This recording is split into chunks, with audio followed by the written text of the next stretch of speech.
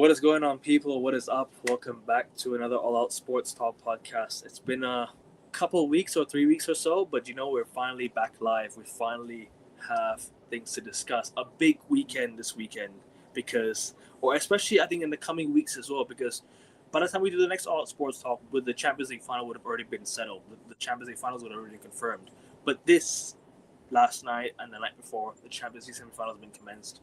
We finally know who's playing in the semifinals. The NBA playoffs is officially here. We might discuss a little bit of tennis. We might discuss a little bit of Formula One on the show as well. I was not able to put in the title, so I will try and discuss it any way, shape, or form if possible. Premier League title race, though, is a must because this weekend is a big one. Manchester City versus Arsenal. That is going to be a big game. And hopefully we do enjoy the weekend. But I have the one and only Augustia co-host, as always, back on the channel. What's happening, my bro? It's been a few weeks, but we're back live. I finally back in the content because I've been busy last week. I was on holiday. I was hardly able to stream and do all the good stuff. What's happening though, bro? It's been a good minute. Yeah, big up the chat, big up the boys. It is a blessing to be back here, Agavin. I hope you had a hell of a holiday, because this run-in, as you talked about at the beginning, we have the Premier League run-in itself. We have Man City versus Arsenal. Is it a foregone conclusion? Is it a prophecy? Is it deja vu? Is it Groundhog Day for the Gunners, for the Gooners? I don't know. Then we have the NBA playoffs. F1 is coming back in a few weeks. The Champions League. Crazy batch of quarterfinals. Iconic, classic, timeless. And of course, we have the World Cup to round up the summer. Wimbledon, French Open. God, I can't even remember it in chronological order because it is just chaos, craziness, and class at the same time. But yeah, I'm doing good. Look, it's fun. I can't wait for it. I'm looking forward to it. Of course, usually we start these shows talking about United. I don't know if we want to do that anymore, Ekavin. The Michael Carrick regime, fun. Some high moments, some of the best moments post Sir Alex Ferguson, but last few weeks tailed off a bit. The momentum completely derailed. Yeah, we'll do. I have a United show today, later tomorrow actually. So we are gonna save the United show for tomorrow actually. I do have the Chelsea preview tomorrow, so we'll get that out the way tomorrow. But anyways, we'll start off, I think, by the Premier League title race. I think that's where we start. I think this is the biggest game of the week. But by the way, guys, first and foremost, when you guys do tune into the channel, it's always important that you hit that like button. It helps with the channel, helps with the algorithm of the channel. Make sure you guys subscribe as well. Turn your post notification bell on so you don't miss an upload, you don't miss the live, you don't miss all the content that's happening all around the channel, because we are going to have a busy month of May and towards the end of April. So it's important we get to that 600 mark, guys. And I'm 20 subs away. So if you guys could hit that subscribe button, it's free to do so. Whether you're a rival fan, whether you're a fan of basketball, Formula One, tennis, NFL, NBA, Premier League, all the good stuff. Whether you support any sports team in the world and you would like to engage with us in the chat, you're always more than welcome.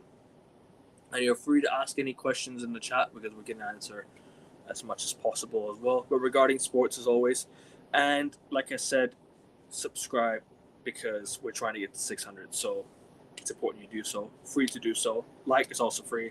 Share is also free. And let's get started, Augustia. We've got lots to discuss.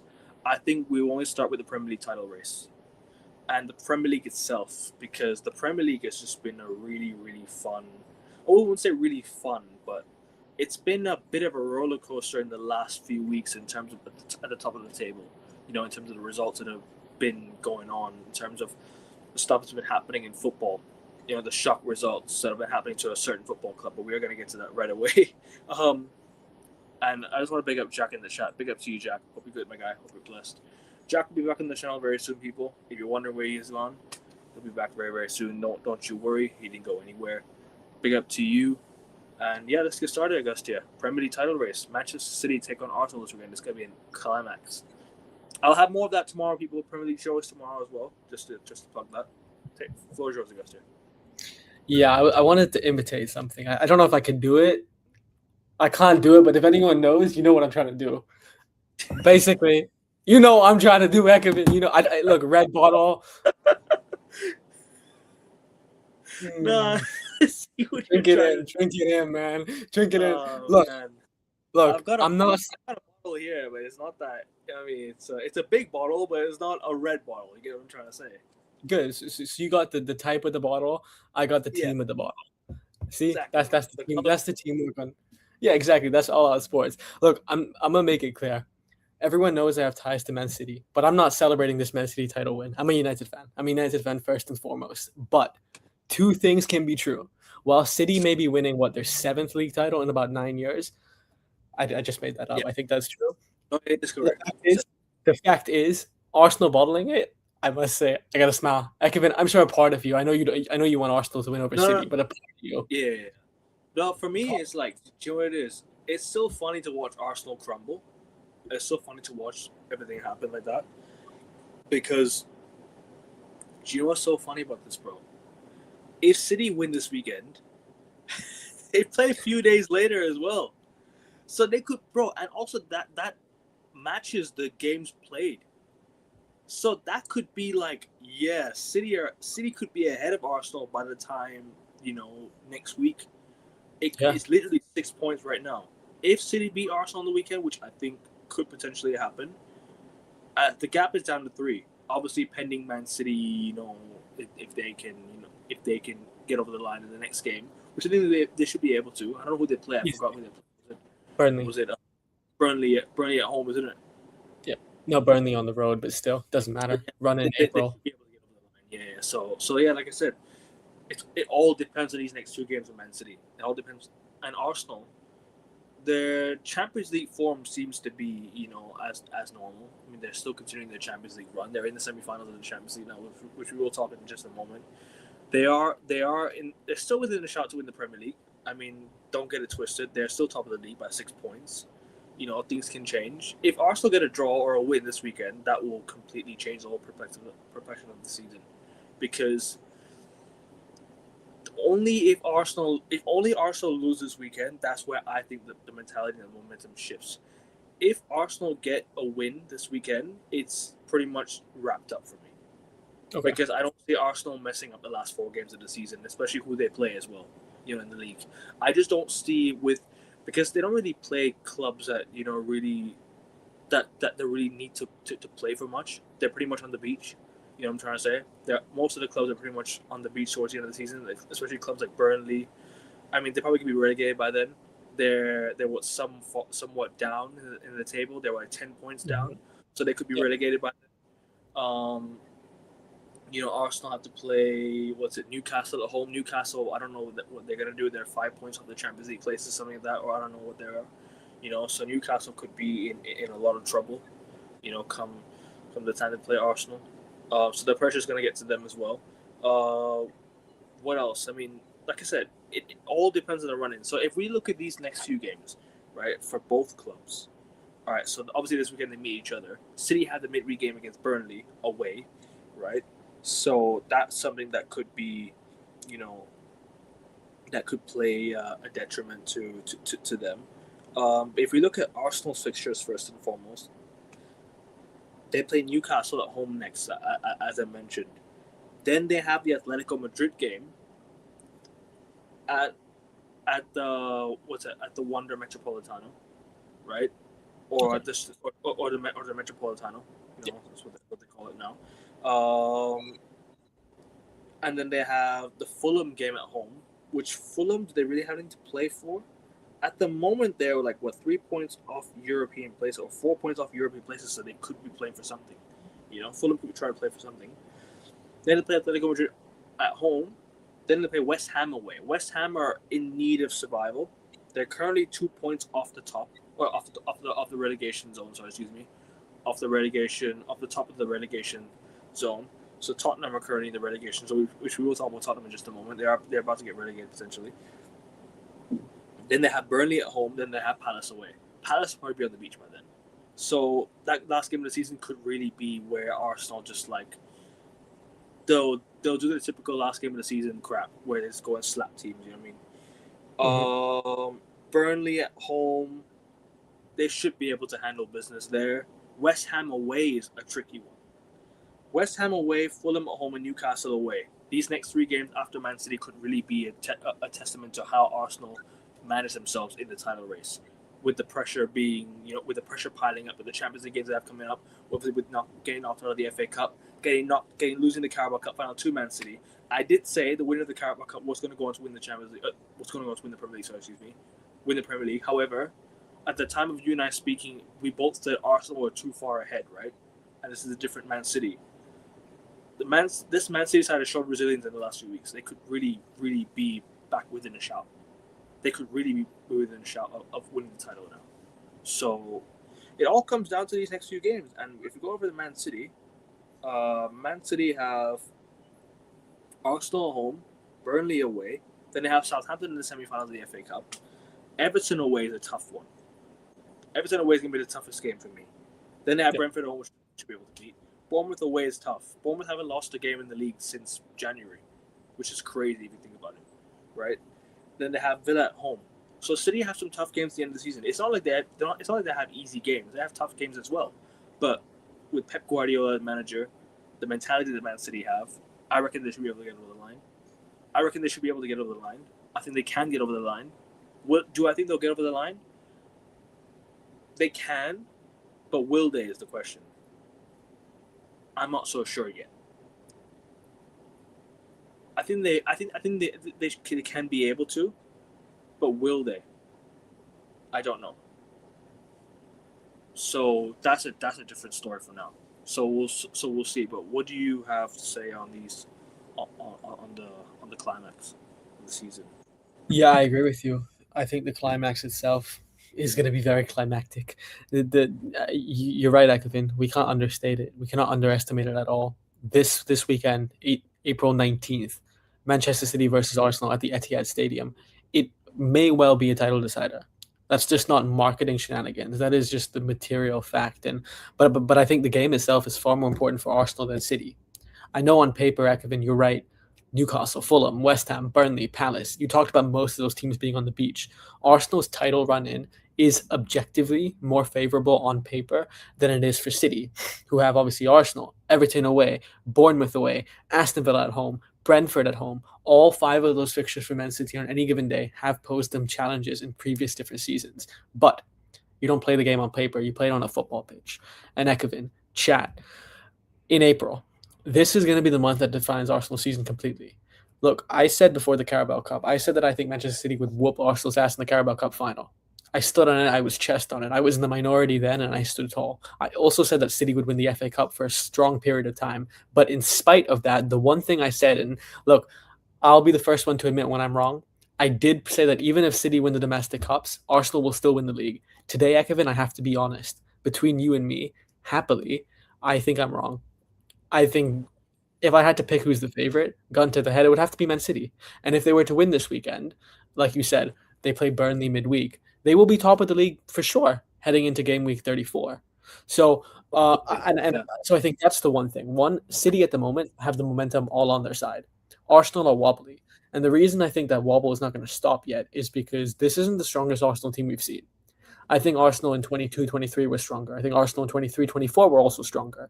The year that City pipped them to the title, Ekavin, the year when Heung-min Son missed that chance, midweek of game week 37, that Arsenal could have won the league. That was the season they were at their apex. That was the season I think Arsenal had, what was it, close to an impeccable April as well. They went five wins and 1 loss. That was it. If I'm not mistaken, do you remember the season where they had this historic run of almost 20 games unbeaten? Then they ended up losing to Unai Emery. They ended up losing to Aston Villa in April. Arsenal a couple years back. So I think that the problem is, come April time, for whatever reason, whether it's mentality being one factor, Mikel Arteta's fiery mentality, he said it, I didn't say it, he said it, that is just lackluster. That lacks the winning courage and consistency that Manchester City have. But also, do they fade out? Because Ekavin, do you know in the last 6 seasons, do you know what Arsenal's record is in April? Go on. They average, in 26 matches, they have won 11 times, drawn 7 times, and lost 8 times. This is the last 6 seasons in April, by the way. Ekavin, Arsenal are averaging 1.454 points a game in April. Do you realize how ludicrous that is? That is not a title-winning team. That is a mid-table team. Arsenal, I'll repeat, Arsenal are averaging 1.54 points a game in April for the last few seasons when they have been title contenders. That's a mid-table team. That's closer to relegation than that is to holding the Premier League title. City, on the contrary, Ekevin, 24 games played in April. They have won 21 times, two draws, and one loss. They've got 65 points to Arsenal's 40 points. They average 2.71 points a game to Arsenal's relegation 1.54 points a game. The point being, in 2023 and 2024, when they won the league in both seasons, you know how many times they won in April? 10. Do you know how many matches they had in April? 10. 10. In 2025, sure, they didn't win the league, but they won 4 times, they drew 1. This year so far, of course, they slapped Chelsea's ass in a game that would have been a banana slip for any other team. They slapped their ass. Whereas Arsenal, like in 2022, what happened? 2 wins, 3 losses. In 2025, 2 wins, three draws. Arsenal at the moment in April, they are struggling big. And I think my point is, I don't think it matters who they play. If City escape without losing at the Etihad, Arsenal will be wobbly mentally. I think this game is far more important for Arsenal than it is for City. I would even say that even if City don't win this weekend, they may still win the league. So I would go as far as this is existential for Arsenal and Arteta, especially with the fact that Sporting yesterday they drew. I know they made it through, but not convincing. They don't have the attacking personnel to go all the way. Of course, Southampton, this season was supposed to be St. Mary's. It was supposed to be divine for them. Now it's a Hail Mary. Now it's a Project Hail Mary for them. They only got one shot left. They only got one shot left. Exactly. So, look, I think it's make or break for Mikel Arteta, and I would say that if he doesn't win any tournament this season, he should be sacked. Okay. Yeah, I would go as far. I agree. But then they still have the Champions League left, so that's not out the water yet. That's not out the picture yet, right? They still have the Champions League left. They still have the games in Europe, right? Atletico Madrid is not an easy game. The last time they played Atletico in the semifinals, I think they lost in the Europa League, right? So that's something that could really be, Arsenal need to rotate heavily. And we all know Mikel Arteta's rotational skills aren't that good, right? We all know that Arteta does not rotate because he clearly likes to overplay his players. He likes to rush his players back from injury. He likes to give them too many minutes. He likes to play them in wrong positions and mess up the tactics. Except in the Carabao Cup final. They love to rotate. Yeah. Yeah, man. Keeper. You know what I mean? Kepa. Crazy. Was bottled this 5th Carabao Cup final, I think, almost. I don't know. Or whatever it is. You know what I mean? He lost it with Chelsea twice. Lost it with Arsenal once. That's 3 Carabao Cup finals the guy's made it now. And he's bottled it all. You know what I mean? Or unless he played 4? Because I remember Chelsea went to 2 finals. Oh yeah, wasn't he there when Liverpool won the Carabao Cup with the kids? I swear he was there. Or was he at Madrid? I don't remember it was. Was it Madrid? Wasn't he? Might have been on loan to Madrid. Yeah, I'm not sure myself, but I think on loan to Madrid. So you must he's be 3 Carabao Cup finals. 3 Carabao Cup finals he bowls. So yeah, man. I mean, like I said, Arteta the pressure's on him now. But the question I ask you is right. This is the question I want to get out of the way. Who do you think the pressure is on? Who is it more of a must-win game for? Is it for Arsenal? Is it for Man City? For me, it's Man City. Why I say that is because they're at home against Arsenal, title rivals, and their game in hand is literally right after the Arsenal game. So to level Arsenal, obviously they still have another game in hand to play. It's a Palace game. However, I mean, to level Arsenal, to equal them at the top, they're gonna have to win these next 2 games. However, I also say that Arsenal have to try and prevent City from catching them in a way, so they still remain top by the end of April. So it's really, really it could really get blown out of proportion what we say. But for me, it's more of a must-win for Man City. What do you think? Question I ask same question to you. Okay, I'll give the nuanced one. Of course, mathematically, it's a must-win for City, but in terms of mentality, form, looking ahead, I think it's a must-win for Arsenal, but a must not lose for City. Does that make sense? So I think it's basically, must not lose for both. oh, 100%. If they get if they don't win, it's a nightmare for them. Because put it this way, if they don't win, and the reason they don't win is not because they played extraordinary football, not because it was a high entertaining end to end thrilling draw. No, it was because they played terrible. They played haram ball. They played Stoke City on steroids ball because they did Diego Simeone on steroids. That's the terrifying thing. Arteta will probably go to the Etihad, put 10 men in the box, just cram it in, force City into a mistake and try and hit them on the break. It's not going to work. It didn't work in the Carabao final. It's not going to work here. I think for the problem is if Arsenal get a draw, yes, they will have a couple point advantage in the run in, but that mentality, they're going to be on thin ice. They're going to be treading a fine line. They're going to be on the ropes. And like I said, what is their form in April? Their form is in April is 1.54 points. They're averaging a point and a half a game in April. They are destined for a draw at some point. Newcastle, they have been an Achilles heel to Arsenal so many times. How many times have we seen them rock up to the Emirates and nick a draw? They can absolutely do that. Newcastle stylistically can do that. I know you said Palace are on the beach, but Ekevin, it's not just that Palace are on the beach. It's that Arsenal will be the architects of their own downfall with the pressure. So to put it bluntly, I think that if Arsenal are to win on Sunday, that would be the biggest statement. Because not only could they go to the Etihad, avenge their April demons, avenge the City curse at the moment, on top of that, the confidence would come back. That is the one way for Arsenal to get the confidence come back, the nerves to be nullified by the victory of beating City. But if it's a draw, City will be more confident. Arsenal will be hanging in on banana shell. And if City win, Ekevin, it's yeah, man, the momentum is so Good. unanimous in City's favor. It's going to be a nightmare. So put it bluntly, Ekevin, I think for Arsenal it's a must win. For City, it's a must not lose. I wouldn't say must not lose for City. I think it's a must win. And do you know why I say that? They're at home. They're at home. Because if you're at home against your China rivals, you have to win. City went away to Arsenal and they almost got the win. They were this close to getting the win, but Martinelli just chipped lobbed Donnarumma, and then that was the 1-1 equalizer. So yeah, man. I think City had the chance. City need to go and win.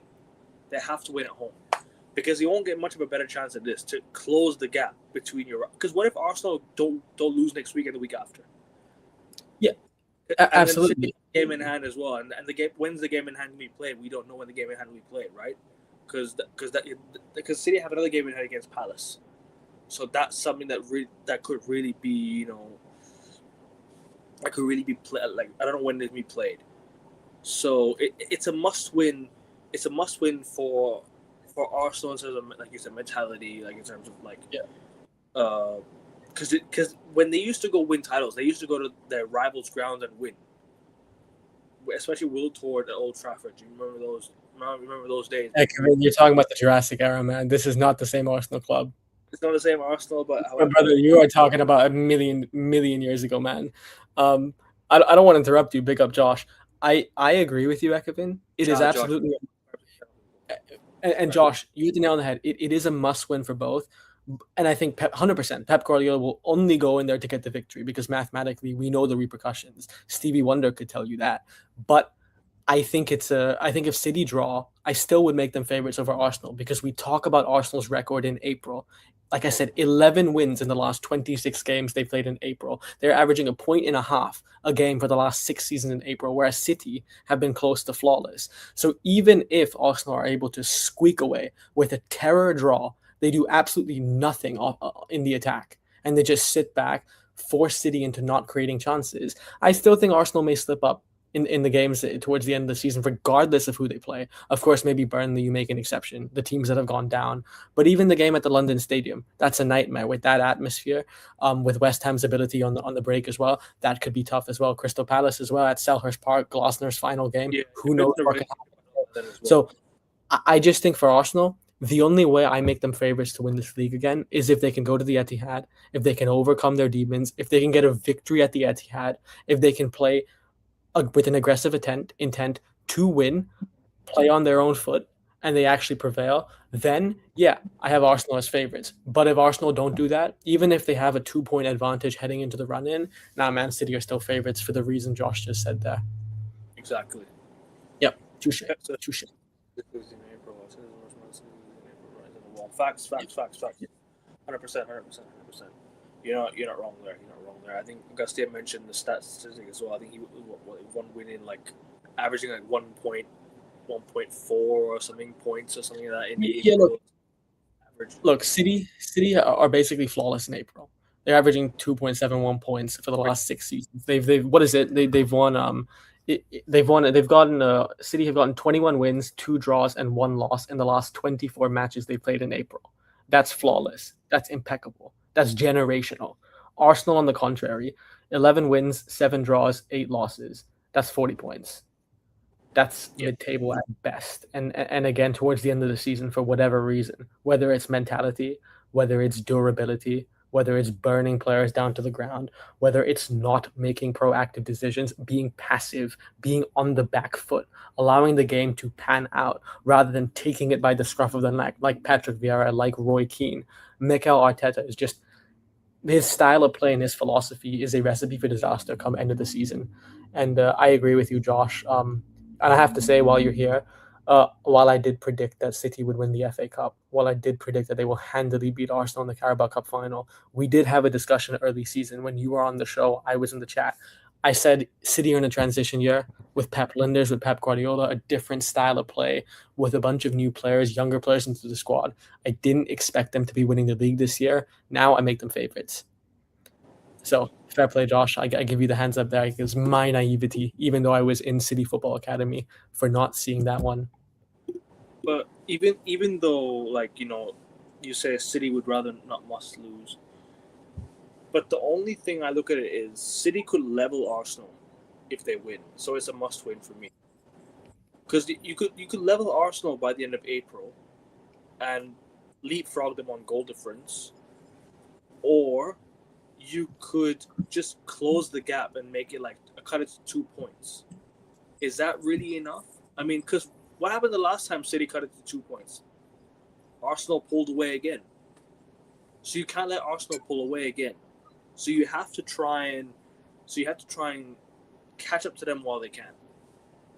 Because momentum shift could change any time. And I know Arsenal have proven in history that they've bottled it in the month of April and May. But that could change. Something could change. They could just go on a run to the end of the season and say, "All right, we're gonna change the way we play. We're gonna go on a mad run of games and win." Anything could happen. It's really the last final climax of the season. We're within the 30s now. The Premier League games being played. We're in the 30s already, so we're game week 33 this weekend. That's going to be an interesting weekend for sure. So that's what I'm saying. City would rather win than not lose. They have to win, because like I said, catching up to Arsenal rather than cutting the gap to 2 points is better. You know what I mean? Winning and then leveling, beating Burnley in midweek is better than drawing against Arsenal and having to close the gap by beating Burnley by cutting to 2 points, which is not going to be enough, or 3 points, because it'll only be they'll have the same amount of games played. City would then have to go and hope that Arsenal drop points to Newcastle next week, which I don't think they'll probably will. I don't think they will. I think Arsenal will be able to beat Newcastle at home, whereas City play. Who did they play? Who did City play next again? I forgot who they played. Burnley midweek. Semi-final next week. So then Arsenal would play one more game again. So that's what I mean. They have to win. They have to win. I'm saying this more of a must-win for City than it's for Arsenal. Yeah. The campaign domestic treble, one of the best league in the world. Exactly, bro. Exactly. Pep's last season, fucking also. I think Pep could go. If he wins the title, he leaves. I think he said he wants to leave on a high, didn't he? I think he goes out on a title. I think if he wins this year, he leaves. I know he has one more year left, but I think he leaves this year if he wins the league. If he doesn't win the league, he probably stays another year and ends his contract next year. He'll leave when he wins the league again, or when he wins something again. That's what I think. And as I mentioned, I worked at City Football Academy, so I 100% have their best interest at heart. They were interested in signing Brendan Rodgers as the manager many years ago. I hope they follow through on that one. I think Brendan Rodgers, I think Josh, you would 100% agree with me. He would be the ideal candidate, the absolute hire to Pep Guardiola. In fact, he would transcend what Pep did. So I hope City go for Brendan Rodgers. But yeah, I agree with you. Echoing 100% mathematically, it's a must win for City because if they don't win, then they won't be on level points. But to your point about winning intent, Pep 100%. He would go for the win at home, regardless of whether he was chasing or whether he was the lead force. That's second nature. Good Winning mustache. his style of play, it is second nature. But my hot take is I think Arsenal also have to adopt a winning approach this weekend. I don't think Mikel Arteta should go to the Etihad, should sit back, should have a midfield primarily composing of defensive minded midfielders and just hope City make a mistake and then they can penetrate them. I genuinely think that Arteta has to, as you said, Ekevin, take it by the scruff of his neck, make a statement of it. That would be significant mentally. That would be the one thing, even more than beating Atletico Madrid in the semifinals of the Champions League. That'd be the one thing that Arsenal could do to make it be a bit confident that they could go and see through this title race. So yeah, for Arsenal, it's a must win because even a squeaky draw will not shift momentum at all. And maybe Josh is right. Maybe Brendan Rodgers would still beat Arteta. You're right. No, I think he could.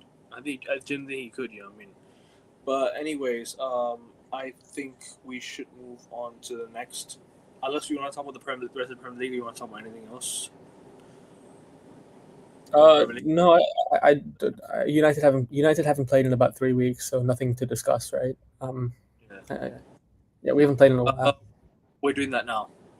We're gonna move on to the semifinals of the Champions League. I think let's go there. Champions League semifinals. Now, the games have been commenced last night. Bayern Munich beat Real Madrid 4-3 at home.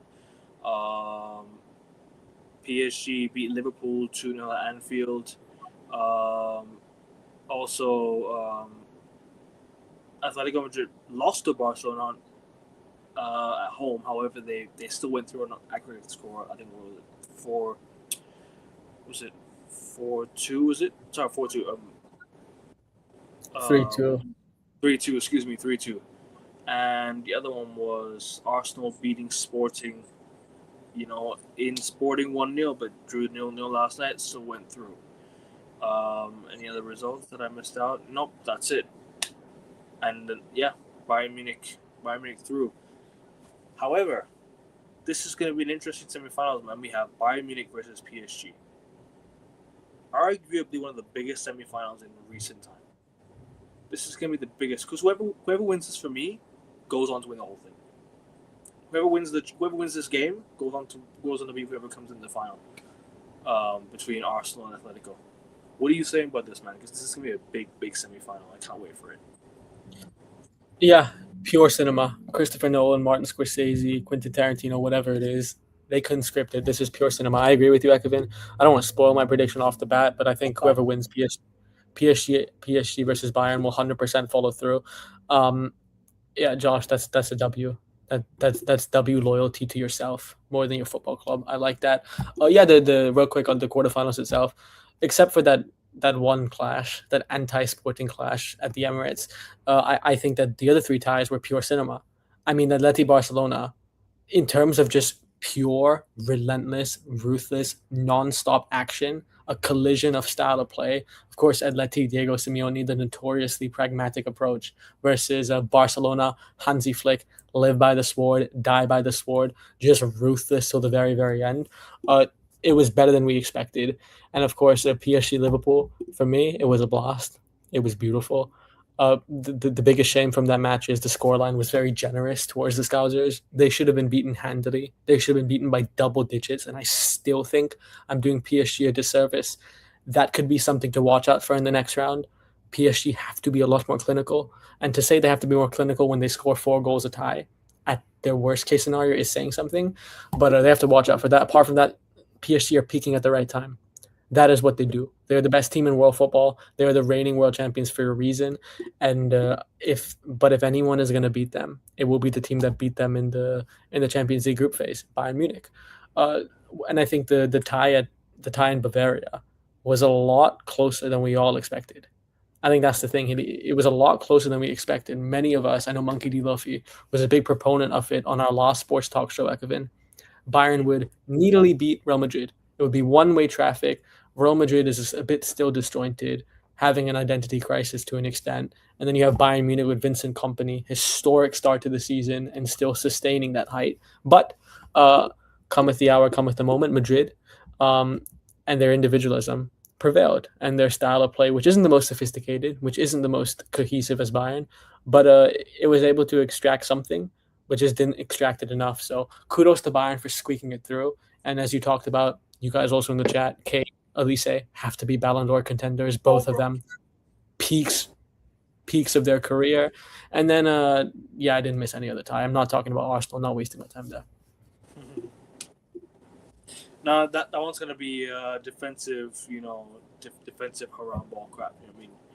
And don't forget on the other side of PSG, they also have Usman Dembele as well. They could possibly get that and win, and he could win it again. You know what I mean? Anyone else on PSG? Obviously, you've got Vitinha, you've got players like of that ilk. Some sort of everywhere you look, their fullbacks are the best fullback pairing in a generation. pretty much. Jao Neves, Vitinha, yeah, Fabian Ruiz, as Monkey D. Luffy says, it's nuts. Yeah, Fabian Ruiz coming back as well. Diaz, Luis Diaz, another one. Yeah, Liverpool must be reeling. They should be, man. I think Liverpool. To be fair, I think he wanted to leave Liverpool, but at the same time, Liverpool were looking at Isak and saying, "All right, we don't want you anymore, Luis Diaz." And I'm like, "All right, Liverpool, good shit." I mean, good shit. And no, please continue. But yeah, I mean, PSG threw against Liverpool.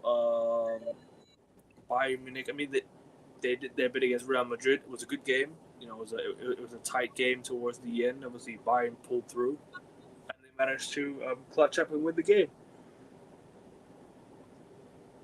Sorry about that. Credit to Bayern. Musiala, baller.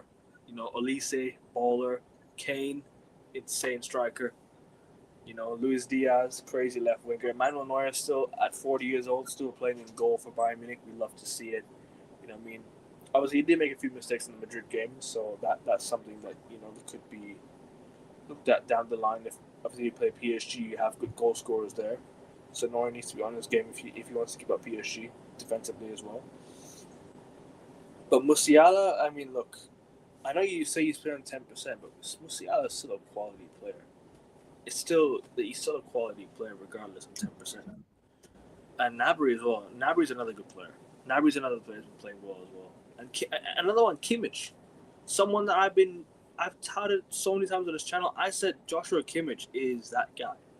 I've spoken about Kimmich way too many times on this channel for me to go on and on again. He's another player that's one of the best, one of the best midfield pairings in the world. Pavlovic, Kimmich, yeah, exactly. So Bayern have a complete set of a team. Even Upamecano's been playing very well as well. So Bayern have a good team. Even they got left back Davies. So Bayern are on fire. They're gonna be up for it. PSG is gonna be, a team that this will be the toughest test, this season. Whereas with Bayern Munich, I mean, I think they can. I think they can beat. I think they've already beaten PSG as well this season. No, they beat PSG as well. Mm-hmm. So fourth game phase, yeah. So that's going to be a test of can they replicate what they did, because the pressure is now on, right? They beat Real Madrid, but PSG are the current holders. We can never write PSG off. We can talk about Bayern being the favorites, but we can never write PSG off. PSG are up there with one of the best teams in the world, so we can never write PSG off. What are you saying though, bro? Obviously, Leimer, McConnell, Jonathan Tah as a free agent signing, a really good player for Bayern. Stanisic as well, another one. You know what I mean? Yeah. We're loading. Light work. Christopher Nolan mentioned that as finding a polar bear in Arlington, Texas. Yeah, exactly. Polar bear in Texas, W reference. But yeah, what do you want to say about this? Not predictions yet, but talk about the game first. Exactly. Yeah, I agree with you. I think in most cases if Bayern were to slap you up in the league phase, that would have mental scars. But PSG, I don't think it will matter, especially with injuries at that time. And I think Bayern had 10 men for half of that match as well, and they still won. But no, I think Bayern versus PSG, Atleti versus Arsenal will be two completely different night and day types of clashes. The second one, Arsenal versus Atleti, we talk about it being terrible. The only saving grace for that match would be if Arsenal's attack, if their ability to pin teams down, especially Atleti, that low, supremely low block of Diego Simeone, if they can pin them down, they can win those second balls. If the pressing can be super aggressive, then I absolutely do think that Arsenal versus Atleti can be somewhat of a entertaining clash. No. I know it's not haram ball. Monkey D. Duffy, you're right. That's a good distinction. They have absolutely progressed and improved throughout the different seasons. But I'm saying relative to Bayern, relative to PSG, relative to even Arsenal to an extent, Atletico Madrid still play the most pragmatic, still play the most defensive style of play, still have a lower block compared to all three of those teams, respectively. So I think the only saving grace for that fixture is if Arsenal actually have the balls, they grab the balls, and they actually take that match and they open it up. Then we could get something like Barca versus Atleti. Otherwise, it will be a low-scoring affair. It will probably be a very low 3-4 goals, maybe overall in the tie. Atleti squeak through, but if there's many goals scored, then Arsenal will squeak through. So I agree with you, Josh. I think at the moment, in terms of your output, your attack has been spineless. It's been your weakest, and you're supposed to have an unbelievable high press. We've seen you guys be very aggressive and dominate in previous seasons. Was it 22, 23, 23, 24, especially? This season, it's not the same. You're foreign. You're alien. You forgot that style of play. But I think stylistically, you do have the edge. You do have the edge in terms of your squad. You also do have the edge in terms of your ability to win. Big up Boston the Blue, absolute legend. Boston the chat. You do have the edge to beat them. But you just better not allow Atleti to frustrate you. If they frustrate you, nerves creep in. If they keep it a low scoring affair, Atleti go through. But if you guys can get some early goals, if you guys can be dominant from the offset, you'll win. So that's how I see that clash. Now Bayern versus PSG, that's cricket. That's the NBA. Bro, you don't even know what you're going to expect. It is going to be a festival of goals. It's going to be madness and mania on steroids. Both teams are two of the most expensive teams. The way they PSG overload the box with runners, their fullbacks, their midfielders bombarding forward, their attacking players as well, scoring from pretty much anywhere. You talked about Ousmane Dembele reigniting his Ballon d'Or form. PSG will score goals. And seeing as Real Madrid yesterday, they were able to pinpoint and pass through that Bayern Munich defense, find that one pass, find that two pass. PSG's overlapping runs will be very, very favorable there as well, but also Bayern Munich as well. So, look, that's going to be a clash of similar styles. I think that's going to be a high scoring affair. It could go anyway. But Atleti Arsenal, on the other hand, not going to be as fun. So that's how I see both clashes. Yeah, fair enough. Shall we get to predictions for that one? Do you want to do early predictions, or do you want to save it for the or do you want to save it for the Champions League show? Your show, man. The keys. I think we'll do early predictions, but we'll talk about the games as it approaches next show on the Champions League show, which is in 2 weeks. Yeah. Look, if I had to put a gun to my head, I said mid-season that Bayern are my favorites to win the Champions League. I said before the season, Nekavin, I think you and I were the only two on the Champions League show to say it. We said PSG would go back-to-back. So I said PSG would go back-to-back, but I'm changing my mind to Bayern now. I think Bayern are going to win it all. And you know what? I'm going to stick to my original prediction. I think PSG do it. I think they have the least holes. And also experience, form. They're peaking at the right time. They're fit as well. They're fully fit. So, but Bayern are hitting at the right time as well. They're on a roll right now. They're winning games like crazy, and they're slapping teams left, right, and center. They're scoring a lot of goals, bangers. Olise, Kane, the link ups can be crazy and gonna be tough. Gonna be tough for PSG to contain, man. As much as PSG are really good defensively, I don't know, man. I think Bayern should win. I think Bayern should win. Well, it won't be tight. It won't be easy though. It'll be tight. But I'm gonna edge Bayern. I said PSG at the start, but I think I'm changing it to Bayern now. But what's your Sorry, continue your saying earlier. And I agree with you, but I think Monkey D. Luffy is right. Bayern has always been on form. PSG are just peaking right now, and confidence that does more wonders than just being consistent throughout the season. Uh, I think two reasons I think PSG win is going to be high scoring either way, but it's going to be like at Anfield, that Marquinhos clearance off the line, generational, iconic. It will be like that. Players like Marquinhos, players like Pacho, they're going to step up more than their opposition number for Bayern, and also the midfield. I think PSG's midfield will counter their wide play, guys like Elise, for example, more than vice versa. So I have PSG just edging it through, but it like it's 50-50. I genuinely think it's 50-50. Nothing would surprise me either way. The first leg is in PSG, right? Just to Good question. Let me check. I don't know. I can check you right now. I got it. I don't know. That's a good question, but it wouldn't change my prediction. I think PSG can play. It doesn't matter what they play. It's in PSG first. It's in PSG first. Okay, good. It's in, So, last season didn't they beat yes, Arsenal? yes, Arsenal winning. Okay. I don't blame Oh. you. It's the last four teams. I mean, it's whoever can win it now. I mean, I don't know what he's watching. Everyone can win it now, but listen, we'll see. I'm not gonna say anything yet because it might come back to bite me. So I'm not gonna. Nah, man. I'll put. They can still win it, but I don't want to. You know what I mean? But Ekevin, Arsenal can still win it. Fucking Tottenham may still stay up. A bomb may be dropped on my head tomorrow. The world may end, may have ended yesterday. It's the same thing. I don't think Arsenal are winning it. I'll put my head on the line. They're not winning this. I will do a forfeit on this channel if they win the Champions League. I will say this. You guys can pick the forfeit. Big up Godfrey. Big up to you, my guy. Big up to you, brother. Hope you're doing good, man. I'm not doing too bad to myself. Though. Hope you're doing good, man. Big up to you, though. When the United show tomorrow, bro. Tomorrow, I'm previewing the Chelsea game tomorrow. Stay tuned to that, mate. Stay tuned to that tomorrow. I said monkey, deep ball knowledge. Bossa Blues was finished in the chat. Bayern and Arsenal get second leg at home for finishing top 2. So that could be something that, okay, if Arsenal go away to Atletico and get a result away from home, at least a draw, they can win it at home. But if they lose away, then it'll be tough to win at home. I think because you saw it with Sporting, they barely got by Sporting 1-0 on aggregate the whole time. But I think Bayern will go to the final. I got Bayern to the final. I think they're going to win it for Griezmann as well. They could. Griezmann's a very has been a loyal.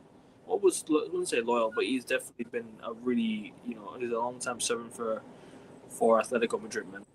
A long serving for Atletico Madrid. He's definitely been there for some time.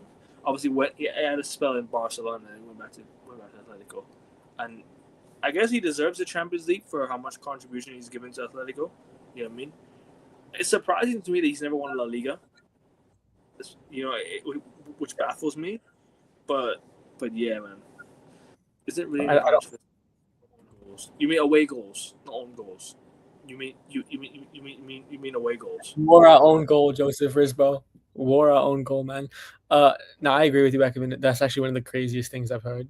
But I don't think Griezmann will care. He's a World Cup winner, and he should have won the Ballon d'Or in 2018. He should have. He was the best player that year, in my opinion. And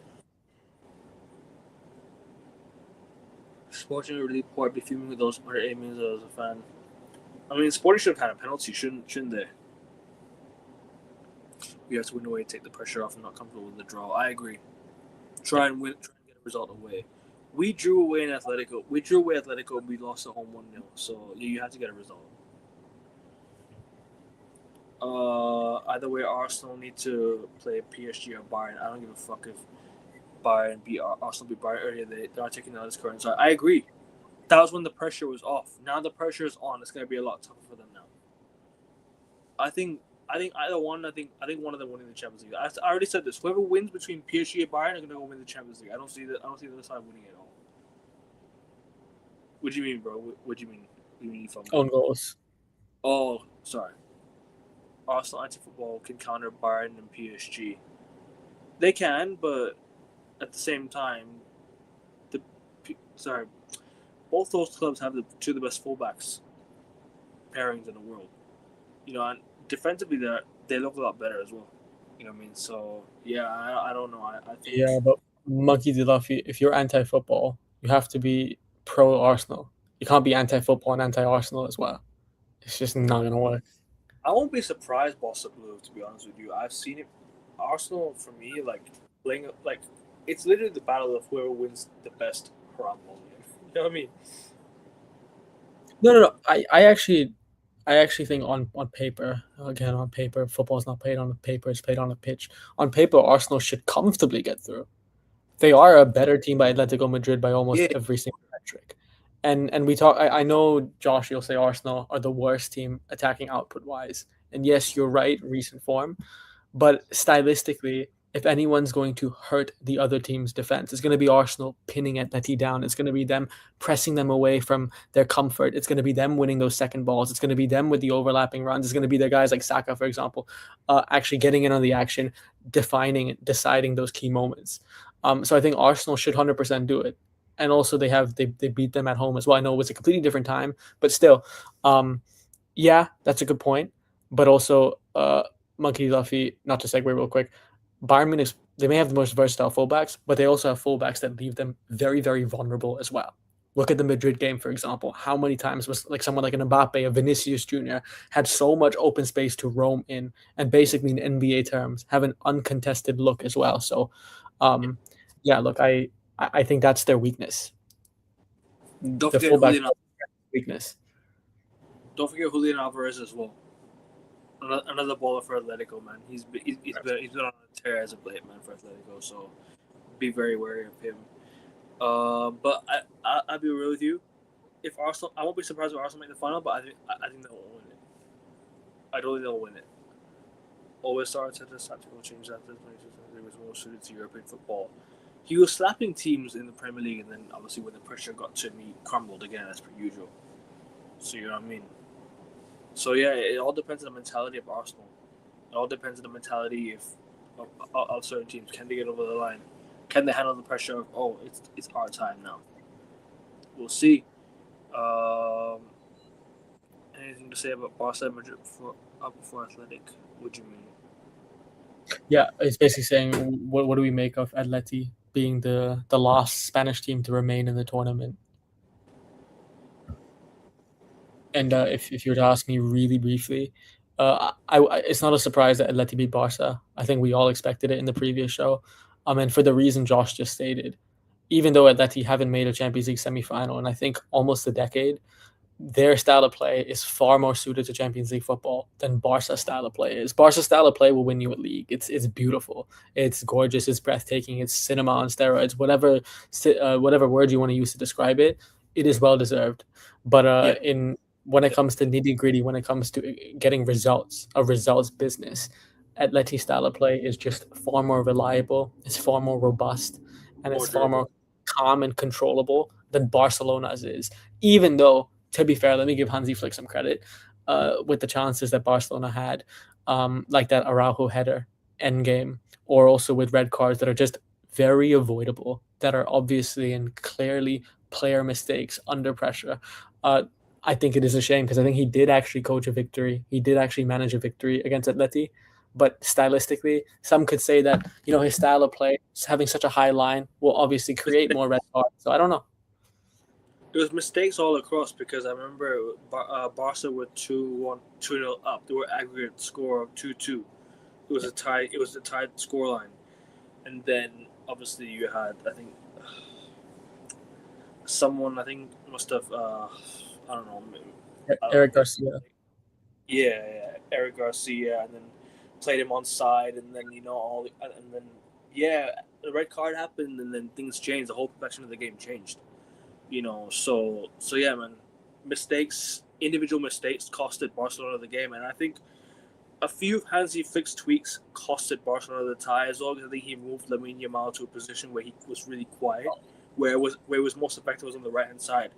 Why was he forced to move to another position where he wasn't as effective? He was on the right hand side, which also costed them the game in that sense, right?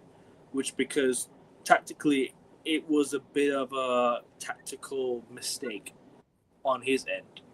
It was a mistake on his end, but it's also the players that just messed it up as well with the way that they played certain men on side and such and such.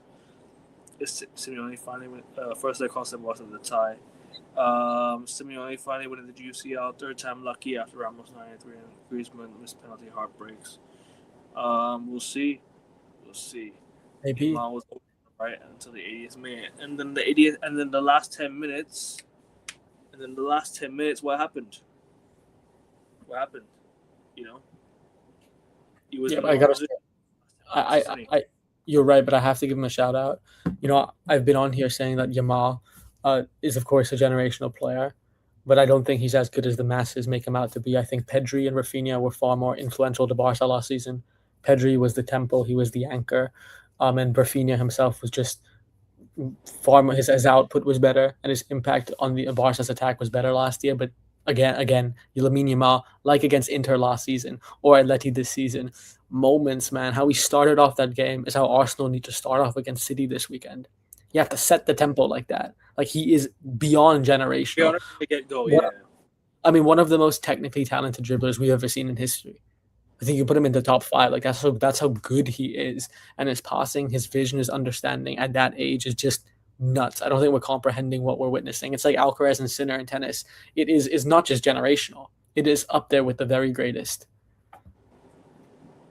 Big up King Khan. Hope you're doing well, my guy. We're blessed. It's been a long time. Madrid has barely been spending the last window for 10 years. Big signing Vinny Jr. cheap from Brazil and Mbappe free, and then they also signed what was it? I forgot what they signed. But regardless, they still signed some quality players on free agency. They still picked up some free agent players and held them. Was it Camavinga was a free agent signing for them? And so obviously he made a mistake against Bayern Munich, which Real Madrid fans have turned their heads on Camavinga now. They said that it's time up. They said it's time to go. They said it's time to be sold because Madrid fans are ruthless. They don't care about who you are. They don't care how long you've been here. They will literally go and do things that you don't want them to do. I'm trying to say. So, but I mean, Madrid made mistakes with transfers as well. Obviously, Dean House and inexperienced. Madrid has signed inexperienced players, and that's something that they shouldn't be doing if they want to win the Champions League. If they want to win the treble and all like that. You know what I mean? They cannot be signing inexperienced players that don't really have to know how to get over the line. Whereas with players like Valverde, Vinny Jr., Rodrigo, they know how to get over the line. Mbappe is not going over the line in the Champions League. He's only gotten over the line in the World Cup and domestic cups won. So that's a mistake on his part. But yeah, man, mistakes after mistake. Madrid are making in transfer windows. It's costing them. It's costing them in terms of experience, costing them in terms of tactical, managerial hires as well. The tools they're giving managers. That's something that has to be looked into. Because what are Madrid actually doing? Are they in financial trouble? Secretly, we don't know for sure, right? That's something that it's a question that's up in the air, and no one can really answer that right now. No one really knows what that. Because I think there had some sort of punishment. I don't know what exactly it was, but sometime a while ago. But sorry, go on. Can I jump in? No, I agree with you. Yeah, go on. Maybe they're not in financial trouble because they just posted the best financial reports, I think, ever last year. But the problem is, it's not that they're in financial trouble. It's that compared to the Giants, compared to PSG, compared to Manchester City, as an all-out football club, as a blueprint, if you break the football club down by every metric, especially the purchasing power of the shareholders, and now their influence in European football as well, Madrid are no longer the top dog. We talked about the Florentino Perez versus Nasser Al-Khelaifi, that rivalry over the last decade, how the power dynamics have shifted completely. 10 years ago, Florentino Perez, as we talked about, was Vito Corleone. He was the godfather. He was the godfather of football. That man had the influence, he had the power. Whatever he said, I mean, we can talk about Madrid winning 15 Champions Leagues. They are, of course, in a league of their own. They aren't just the best team in the Champions League, they are the Champions League itself. But even then, even in the games itself, some controversy, refereeing decisions that shouldn't have gone their way, that is the power of influence that they had. Not just the best on the pitch, but also off the pitch as well. But the problem is, as the years have gone by, as PSG have just accumulated more cash, Nasser Al Khelaifi has systematically broken his way into it. The Middle East investment groups have worked their way to the very top of the UEFA and footballing committees today. And then Perez tried to break away and form the Super League when he didn't have the capital or the control that Khelaifi had. Then eventually he had to come back and settle for a seat at the table rather than being the top dog at the table. I think the problem with Madrid is, to your point, King Khan, they became cheap because they simply can't compete on a financial level and on a stylistic level as PSG and Manchester City have. And of course, the Madrid name, the history, the heritage, the aura, the financial, I guess the PR they still have is still among the best in the world. Don't get that twisted. But they can't beat PSG and City at their own game. So when they prioritize their new stadium, for example, they don't have the cash to spend elsewhere. And also, you talk about financial trouble. The biggest indication that Madrid also fear this is because that they are opening the club up. Obviously, a few years ago, the soul of their football club, the identity of their football club, the effectively the state back club, the community run, they opened it up to foreign investors. That's like the case in point. Florentino Perez literally giving up parts of his soul because he can't control the entire system. So yeah, I agree with you. And King Khan, exactly. Um, it's the soft power PSG, Middle East, and Man City have won. And expect, by the way, Madrid to win Champions Leagues, but PSG and City to just be far better teams as the years go by. I gotta say, this is why I don't watch sports too much anymore. Teams grow up, the actual big clubs, culture, big club matches. I'm not interested in City or PSG. Fair enough, bro. Fair enough. Fair enough. Militao, Rudiger, Trent, all dodgy defenders, and Lunas not good enough. True. Sorry, go on. No, I was gonna say King Khan. I agree with you. What we ate for dinner, Arsenal. But yeah, I agree with you. They're dodgy stylistically, and now more than ever. But you have to give PSG credit because they didn't just come by their way to the top. They actually built a proper team. They learned from their own sins, right? They tried to build a team of superstars that eventually they bought the best players for their specific system and philosophy. And now players in their team are the best in their position as well. So look, PSG just played the game the best.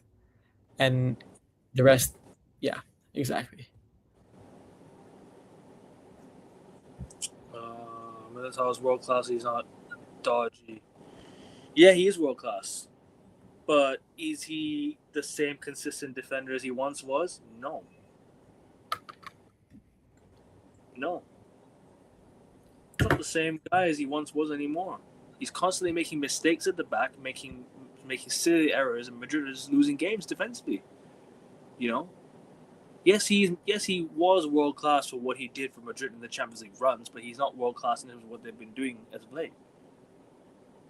All right, no worries, Augusto. Take your time, mate. Take your time, no worries. Gets into quite a bit too. Mistakes happen to everyone. True. Mistakes happen to everyone. Of course it does. But at the same time, you can't be making these mistakes at these time of years, mate.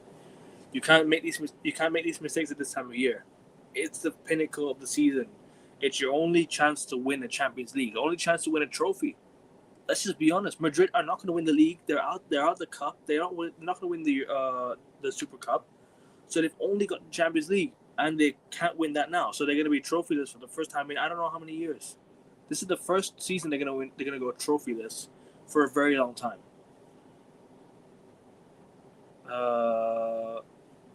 Ref decision was fair today. Big up to Arian. I don't know about that, man. Don't know about that. Arsenal should win semis easy. Shouldn't they? They should. I mean, I guess so. I wouldn't say easy, but it would just be a more favorable side of the bracket for them. You know, if they were facing Bayern or PSG in the semis, I think they're out, mate. Also facing Bayern or PSG, I don't know about that. I think they'll face one of Bayern or PSG. I think they'll definitely face one of Bayern or PSG. I think they're going to go through. I reckon Arsenal will go to the final, but I think they'll lose to whoever makes the final from the other side. I think whoever wins this tie will go to win the Champions League. That's what I said. They got better defense than both, for sure. Bayern defense was trash too. They were trash, but Bayern Munich still know how to hold it down, and they're a much better team. I think that this season they're a much better team mentally as well. You got the quality over there. Vincent Kompany's definitely got the best out of his players. Kane scoring goals. Olise is balling out. Diaz is becoming a proper winger now. Liverpool. Kimmich is crazy good. Jonathan Tah, Upamecano, Neuer still in goal. Davies, Musiala. You got some good players over there, man, at Bayern. So this is what I'm saying. I think right now, if we're talking based off this season, I think Bayern Munich should probably edge it over PSG. But trying to retain your Champions League crown is tough, especially being aside from PSG who won it the first time this season, or won it for the first time ever in the history last year. So it all depends on if can they go back to back. Are they mentally ready for back to back?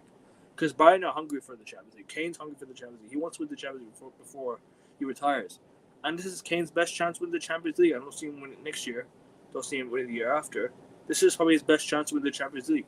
Because the clubs will get better. So Kane needs to win it this year in order for him to really be considered, an all-timer. Big up Lumen, big up to you, bro. They didn't win shit last season too. They disciplined win more somehow. It's over.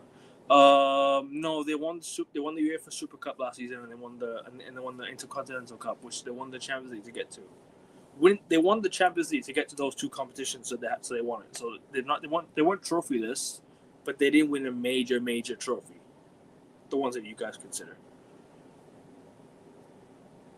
If I was Arsenal, I'd prioritize the Premier League. They're already in the lead by 3 points. Just draw against City, trying to beat them is low IQ when you lost them at home. But they're already in the semifinals of the Champions League, mate. Why throw everything away from here? You know what I mean? They're not going to throw everything from here. Company definitely deserves some credit for sure. He definitely deserves some credit, man, for sure. He's been on the tear with this Bayern team, man. I mean, by the way, no offense from Bellingham, either looks like he's run hard enough to get back the ball or stop playing running away. I don't know what you mean. You mean he doesn't work hard enough in general? I disagree. I think one of the hardest working players on the pitch. I think worthwhile they want La Liga UCL. I think they'll what? Who are you talking about though? Real Madrid? If it was Real Madrid, then they want everything, bro. That their aim is to win everything. It's Real Madrid, right? So you can't write off Real Madrid. Because do you see Arsenal being PSG or Bayern in the final? Nope. I don't. Respect the winner whether it goes. I agree. Game of football. Facts. Players anyway didn't see aggression to get the ball back. That's the mentality of Madrid and the head coach. Arbeloa has a lot of work to do. He wants to steady the ship for next season for Real Madrid. That's why you prioritize Premier League. If you lose it, then you have Champions League. So they prioritize everything, in my opinion. Prioritize everything. But anyways, I guess I continue for a bit. I'll be right back. 5 minutes. Yeah, continue for a bit. Yeah, I agree with you guys in the chat that specifically Monkey D. Luffy prioritize every trophy. I mean, of course, a trophy's a trophy. It doesn't matter whatever the trophy is. In about 10 years' time, 15 years' time, when you look back at your career, when your grandkids ask you, what was the highlight of your career? When they Google your Wikipedia page or when they ask your super AI in about 15 years, your trophy list will come up first. It won't be moments. It won't be a special game that you had. It will be the game, the pinnacle, what you won. Not even how you played, not even how you contributed, just what did you achieve? What championship, what trophy, what league title did you win? And in terms of Arsenal, look, 3 wins away from the Champions League title, actually 6 wins away from the league title. Even though we've all been talking about it doom and gloom, it's dystopia again for Arsenal, it's Groundhog Day. At the end of it, Arteta can still dictate the fate of his own destiny, and he can still win a Prem and Champions League double, which would be a very successful season. Won't be the perfect season, but certainly a successful season. So I think that Arsenal have to lay it out 110% in the tank. There's no point picking and choosing your fights, especially when if you pick and choose your fights, you may not even be good enough to win your fights on your own. So just go for all of it. You have the squad deep enough to achieve it as well. And there's no reason if you take it game by game, if you aim to win every single game, at their peak, Arsenal can absolutely win the league. I know you laugh at me in terms of mentality, but they've shown that they can beat all of these teams. They've done it before. We've seen them. As I mentioned in 2023 and 2024, what have Arsenal been able to do? They've been able to win, right? They can play some attacking, free-flowing football. I know Arteta has changed his style of play, and is more pragmatic in general, but they have the attacking players to do it. And in terms of the rest of the chat, while I was gone, big up Lumen. Ref decision was fair. Arian says yesterday. King Khan with a new comment. You have to hit it. You have to look at it logically. Winning your first Champions League ever when they didn't get to a final for a long time against superior juggernauts, i.e. Bayern and PSG. I'd rather focus more on the league. That makes sense. I understand where you're coming from. But my only pushback is, when are you going to be in the Champions League semi-final again? You can't throw that away for nothing. It's not the Carabao Cup, and even then, I'd say you don't throw it away. Also, secondly, solely prioritizing the league is not necessarily going to guarantee you the league either, right? Because you've slipped up without Champions League football before as well. I just think what Arsenal need to do more is take it game by game, and they can absolutely win. That's what I would say. King Khan, they are technically winning the league at the moment, so I'd try and keep that lead. Yeah, absolutely. But even without the league, Arsenal can bottle it. We've talked about their horrendous and hideous record in April. So I don't necessarily think that throwing the white flag in before the game started is worse than going full throttle and eventually losing. I mean, it's like this. Would you rather fail without trying or fail with trying? At the end of the day, if you aim to win and don't win, you end up at the same outcome by not trying at all. So I just don't see the harm by Arsenal trying to win in the Champions League whatsoever. So yeah, and then Boss of the Blue, yes, I can absolutely sign my jacket and give it to you. Only if you give me the boss mantle again. King Khan, they win in the semis in the final unless they change up. Will be practice for another year. Yeah, but the problem is the Champions League is not an exhibition. It's not a charity. It's a competition. It's the pinnacle of European football. I just don't know why Arsenal would risk it. I don't see the incentive. I don't see the incentive for them to throw the white flag in. That's what I said in the chat. You surely can't throw away the Champions League when you're now possibly 3 games away from winning it. Like, why throw it away now? You know what I mean? You could possibly win the biggest club competition in football, or you could win the league. Like, I get it. Like, being top of the league for multiple weeks and not winning it is crazy. However, why would you throw away the Champions League when you're 3 games away from winning it? Why don't you just go for both? You know, you're Arsenal Football Club. You want third biggest club in England. You know what baffles me? I don't like Arsenal, right? But the fact they don't have a Champions League is crazy to me. Like, they're the third biggest club in England, bigger than a lot of clubs with Champions Leagues, you know, to their name. So they have to win it. They have to win. So they have to at least try and go for it. But I think they'll win it. No, but I think there's an attempt to make an attempt to go for it, right? There's no point in just sitting out and not trying to go for it, right? You know what I mean? Because you're 3 games away from winning it now. You've only got the Champions League and the Premier League left. The games are pretty much scattered out. Like, you could pretty much play one Premier game and the one UCL game after the other. After that, you won't be playing a Champions League final you won't be playing a Champions League final till fucking late May, after the season's done. So you've only got really 2 games in between the Prem games.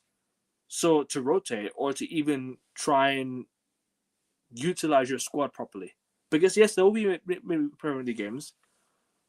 There will be I can't even fucking talk. There will be Premier League games. You'll have midweek games, but you won't have games that are tough.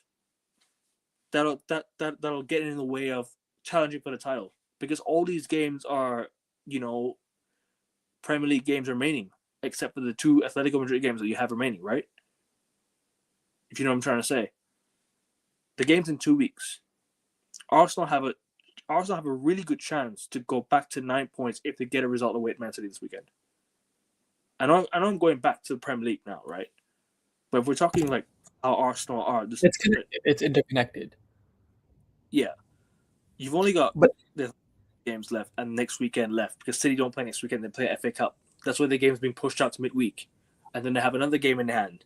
So now it's time to extend the gap back to 3 points or back to 6 points, whatever it is. You know, point in just not going for it now. You're 3 games away from doing it. Sorry, go on, bro. No, I agree with you. I didn't want to interrupt you. But I was saying, if you're Mikel Arteta, talk about it in the form of self-interest, even just before your football club, because most people in football act out of self-interest rather than being selfless or sacrificial. Mikel Arteta, if you throw the white flag in the Champions League, that's a red flag for the Champions League. If you solely focus on the Premier League, the odds of you winning there are already 50-50 at a best case scenario right now, when you consider form, when you consider fixtures, when you consider history and momentum. If you don't win the Champions League, if you don't win the Premier League, look, knowing the Arsenal board, you will probably still be in a job come next season. I know, Joseph Risbro, that is like a nightmare on Elm Street for you, But that's just the case. That's just the fact of the matter. Now, next season, if you start off the season badly, the pressure will mount on you. I know we talk about the Arsenal fan base not respecting trophies, not holding or hoisting the highest standards, but eventually that pressure will mount, and probably by October, November, you will get the sack. You will be axed. But if you at least aim, at least if you, to attempt to win one of those two trophies, you aim for both. Win one of those two trophies, you'll be in a job. Regardless of what happens next season, you'll be in a job. So for Arteta, logically, the biggest reason you need to try in both competitions is not for your football club, it's for yourself, man. Because if you get the sack after nearly north of $1 billion spent on Arsenal Football Club and having a trophy cabinet worse than Eric Ten Hag at Man United, that's night night. You are not going to get a job at a club similar stature for a bit of time. You will Nice. probably go to an Aston Villa, something like that, and then rebound, and you absolutely can come back.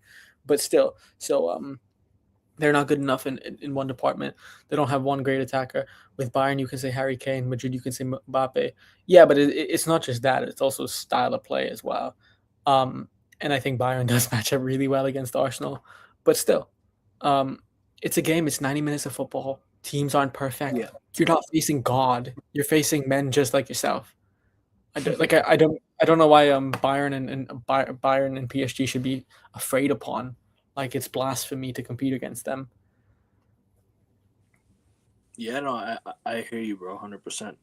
They're not gonna have to compete. They're not gonna have one great attacker. Gyökeres is the one that's scoring goals for them actually, but he's not the guy that's gonna get them over the line. Funnily enough, he's actually scored 18 goals this season.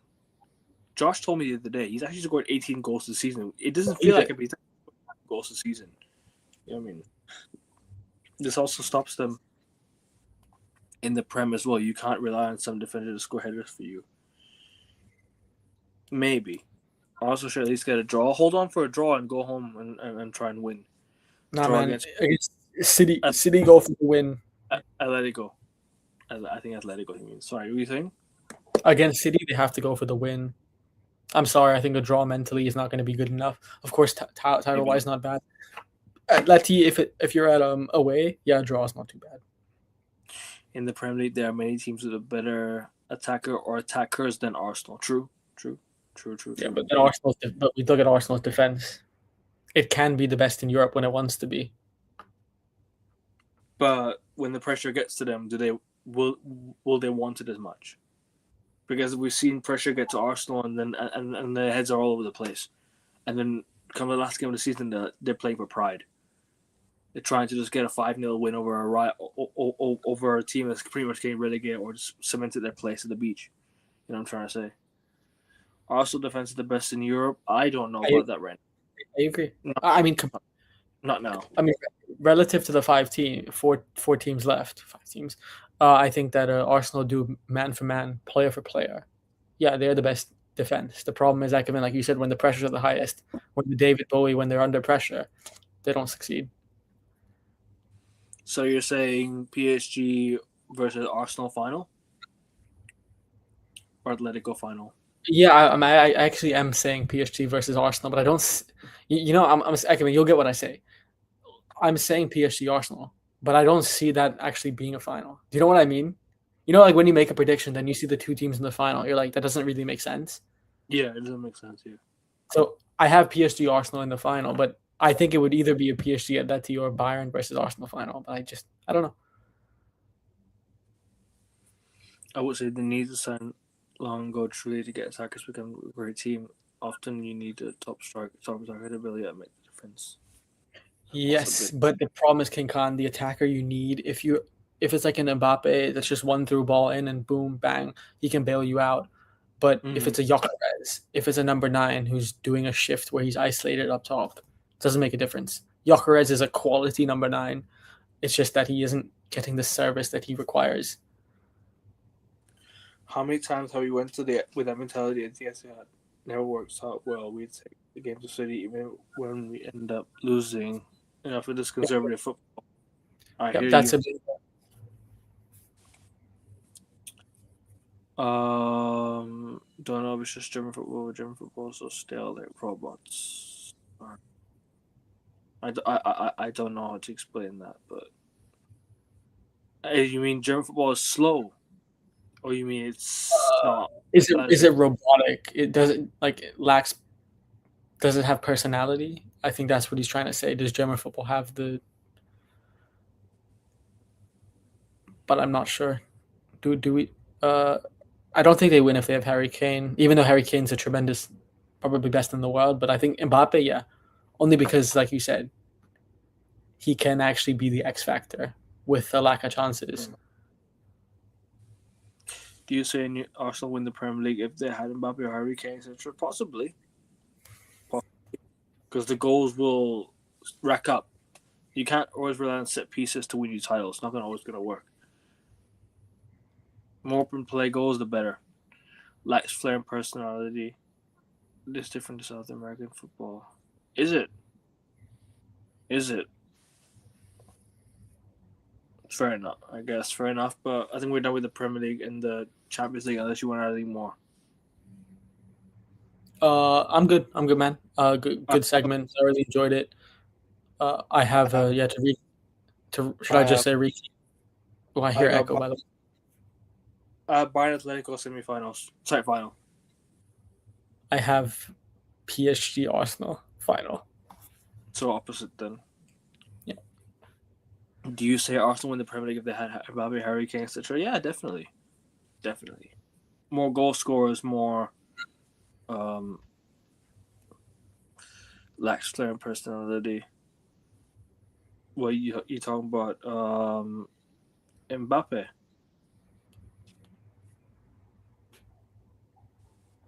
It's different in South American football. They're already winning it now with those two. The gap would be bigger. I reckon they would be running away. German football is a lot of teamwork. I mean, some of you in the chat watch German football, so I can't really tell you for sure. But probably the last one I've seen was the national team itself. You know what I mean? I hardly saw the team play. Yeah, I agree with you. I think the German national team at the moment, it's a shame. It's a better version of Italy. Put it this way: it's a better incarnation of Italy, but it's just not what it once was. They don't have that personality. Like even Joachim Low, as much as we joke about it, remember what he did on the touchline, Ekapin, with his nose? Yeah, we all know Joachim Low used to do the nose and even just things like that. You know, when you have an identity, when you have a personality, like Cristiano Ronaldo is, like, in my opinion, the best example of it in all of sports. I don't think he's one of the greatest players of all time technically, but he is one of the greatest of all time simply because the aura, the confidence, the nerves. He terrorizes defenders psychologically in the box. He is an apex predator on steroids. So, yeah, I agree with you. I agree with you, King Khan. I know you meant it stylistically, but yeah. Most likely the last one you watched was 4-0 Dortmund. Is that what, lockdown? Possibly. Erling Haaland? I think I'm on something there. But anyways, I think we've covered the Champions League and the Premier League. Let's move on to basketball. NBA playoffs has arrived, Augustia. How are you feeling about it, man? It's gonna be hopefully a good one. NBA playoffs is finally here. Thanks for that, Monkey D. Luffy. W ball knowledge from me. That's W for me. Yeah, NBA playoffs. I'm looking forward to it. Would be a generic answer. It's gonna be fun. It's gonna be fire. It's gonna be historic for sure, more than ever. Simply because it's the West is a bloodbath, but I think the East, you have 4 teams that can legitimately come out of it. And that's quite a rarity. You know, usually when we come in the playoffs, we know, like last season, we know who your outstanding favorites are. But at the moment, it's a roulette of S and A tier teams. And those 4 top teams, OKC, San Antonio, Detroit Pistons, Boston Celtics, they have the ability. They have the capability. They also have the mentality to beat anyone on any given day, and even in a 7-game series. And then not to mention, you have the Denver Nuggets. Last season, the Denver Nuggets, with a very, very thin and slim squad, but the best player in the world, and in my opinion, the MVP, Nikola Jokic, they pushed the defending champions, OKC, the prospective champions at that time, to a 7-game series. This season, not only have they strengthened, Jamal Murray is back to his apex form. You also have guys like Aaron Gordon. You have Cam Johnson coming in. You have guys like Christian Braun as well. The Denver Nuggets are looking like a much better team, so don't count them out. They can absolutely make it very, very far. And then, look, I know Luca. I know Austin Reeves. They're out in Europe. They're having whatever they're going to have. They're having their bachelor party. They're resting at the end of the season. They're getting their stem cell treatment. But they, if they're back, don't count out the Lakers from pulling in surprises. If they're back and if they're fit, you just don't know what they can do. So at the moment, you have 6 teams that can do whatever, can win any single game. But I would also count the Knicks and the Cavs in that contention because on paper, the Knicks and the Cavs have probably a top 5 deep squad in the league. So, man, Ekman, if you were to ask me, am I excited for the postseason?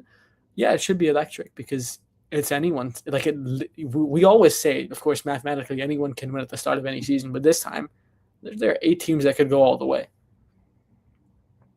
Yeah, I agree with you. I forgot there was an F1 season until you mentioned it, man. F1 season's on pause until start of May. Shambles, man. Absolute shambles. But of course, it's good that they postponed it safety-wise, but they actually didn't need to. But yeah, my Formula One break will definitely be that'll be done soon because we're gonna do a Formula One show, I think, in the coming weeks. So stay tuned to the channel, people. If you're new around here, subscribe. 20 subs to 600. And yeah, we're getting ever so closer, guys. Just keep on doing me a favor. But yeah, man, I can't wait. I can't wait for the playoffs. I'm excited. As a Celtics fan, I'm excited. It's gonna be a big one in terms of, obviously Celtics, Sixers. You have Lakers, Rockets. You've got Nuggets, Wolves. You have Cavs, Raptors. Confirmed games so far, and then you have the Heat losing to a game-winning block by the Charlotte Hornets. So they're out the playoffs completely. They can't make the playoffs anymore. There's a lot of games we can look forward to, man. But we won't give our predictions yet on here because we have the NBA show very, very soon. So stay tuned to the preview of the playoffs. We did mention the Pistons. Oh yeah, Pistons, another one. Pistons are one that have been. I don't know. They've been on a roll this season, man. The Pistons have been on a roll this season. 60 wins. Where they projected to finish, crazy. Big up to Detroit, man. Like, credit to Detroit.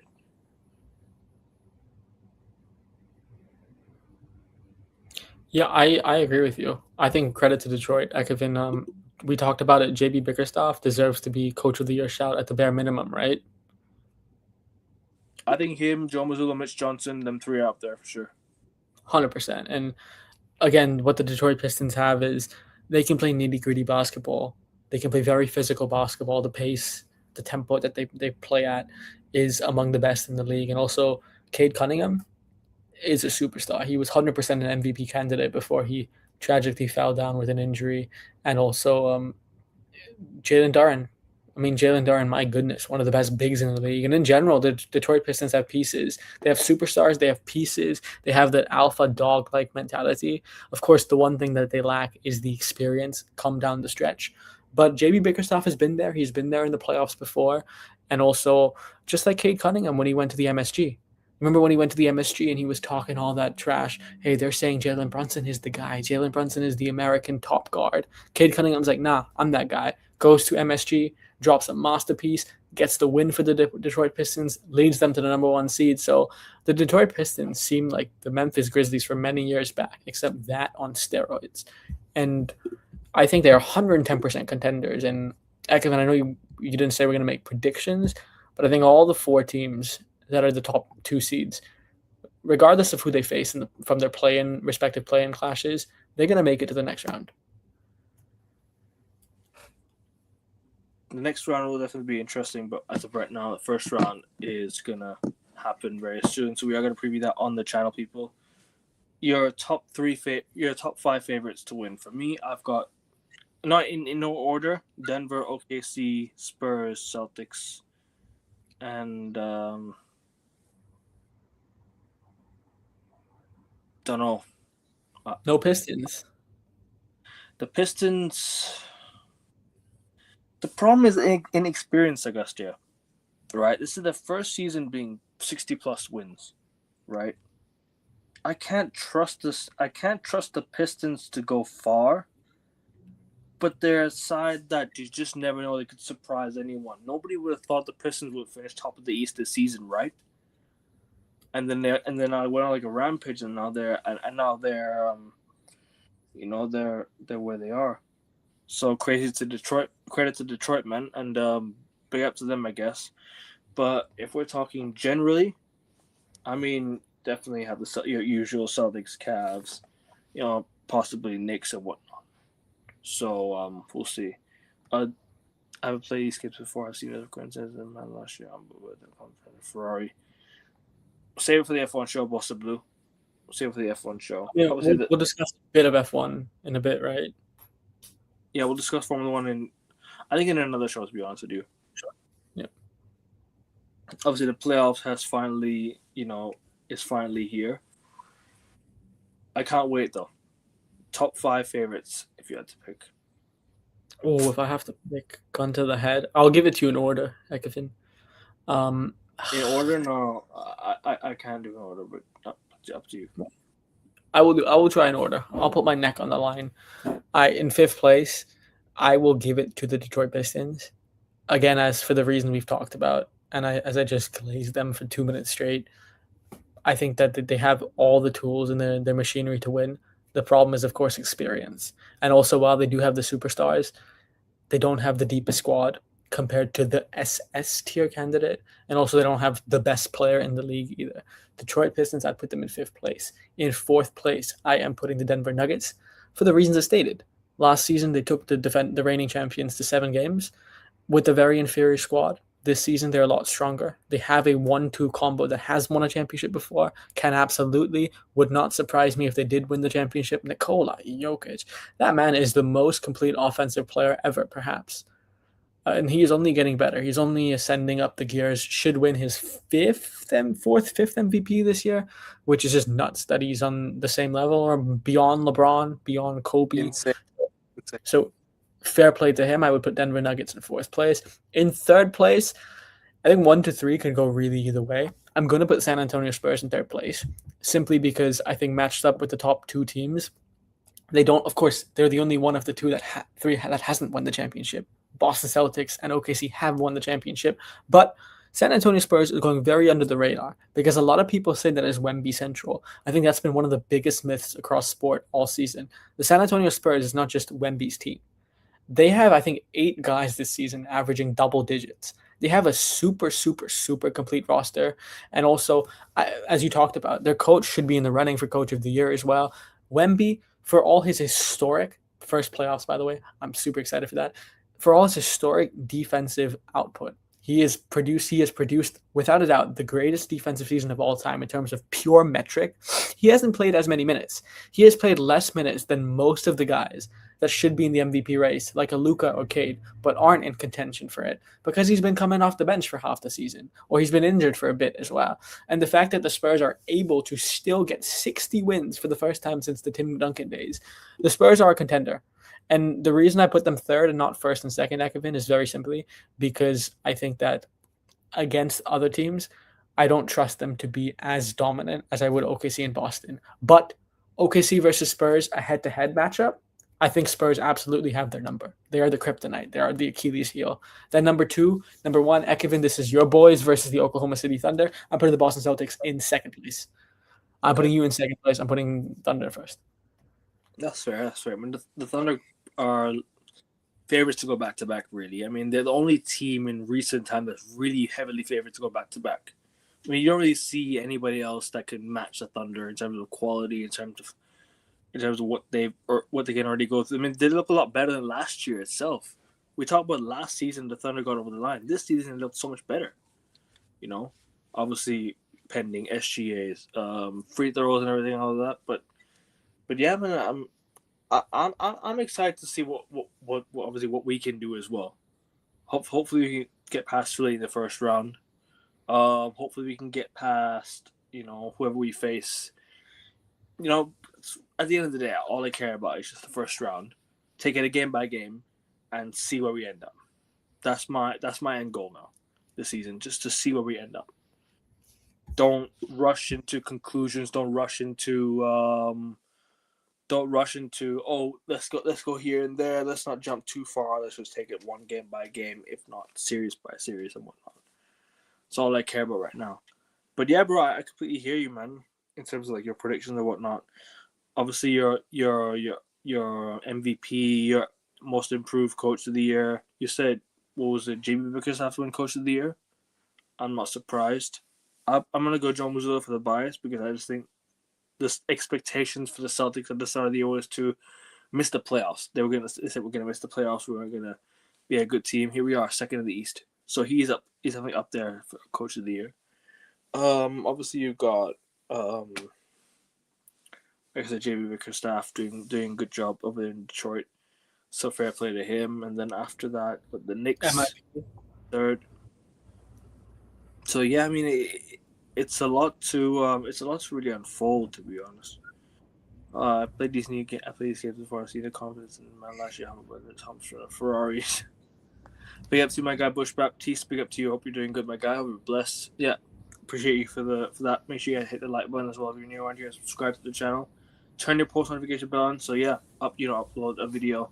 When we upload a video, you're there, and whatnot. Stay tuned to all that. Yeah, everything's all good, and obviously awards. We've done awards many times. I want to know what's been the biggest. Obviously, the regular season's now commenced. What's been your biggest shock? What's been your biggest disappointment? What's been the game of the season? What's been your highlight of the season in a way? Take it away. Talk about this past season as well, and then don't worry about the next season onwards and the playoffs onwards. Just talk about this season, this past regular season as a whole. Yeah, I mean, there are a lot of highlights this season. I think for me personally, if you've watched the show, if you've followed me on any of my social media accounts, Luka Doncic, you know he's my boy. My day one, been with him since before he started playing in the NBA, since he was at Madrid all the way to Dallas, and then of course that blockbuster of a trade, and then the Lakers. His renaissance, in fact, renaissance to an unparalleled height in Feb to March. Those 2 months, and that's saying something, by the way. He's had some crazy seasons. He averaged 34, 9, and 10 in a season where he single-handedly carried the Mavs to an NBA Finals, one of the toughest ever runs to the NBA Finals as well. Yet still, he peaked in Feb to March. He was averaging the highest point-scoring streak in NBA history, more than Michael Jordan, more than Will Chamberlain as well. He was averaging 40 points a game. He was on a historic run. And just seeing him tear through teams, getting some game winners as well. The Lakers finally firing on cylinders. Austin Reeves, LeBron, all clicking. When at the beginning of the season, when two of them played together, they would be firing. When all three of them played together, it'd be dysfunctional. It'd be disjointed. Yeah. To see Luka actually find his peak, find his form again, harness all that tension from his off the court life, and produce a masterpiece on the court, and the Lakers to be firing. Yeah, man, as a Luka fan, I was confident that this season, you never knew it was shaping up to be perfect, but then the low light, Ekavin, the game against the Thunder. It was the worst game as a Luka fan I've ever seen.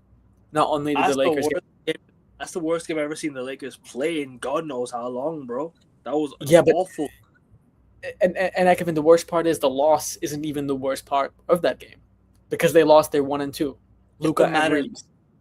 It's the matter in how like, and of course JJ Redick had to play Luka when you were already down 30. Which, again, I'm not blaming JJ Redick for it, Ekavin, but he didn't need to do that, did he?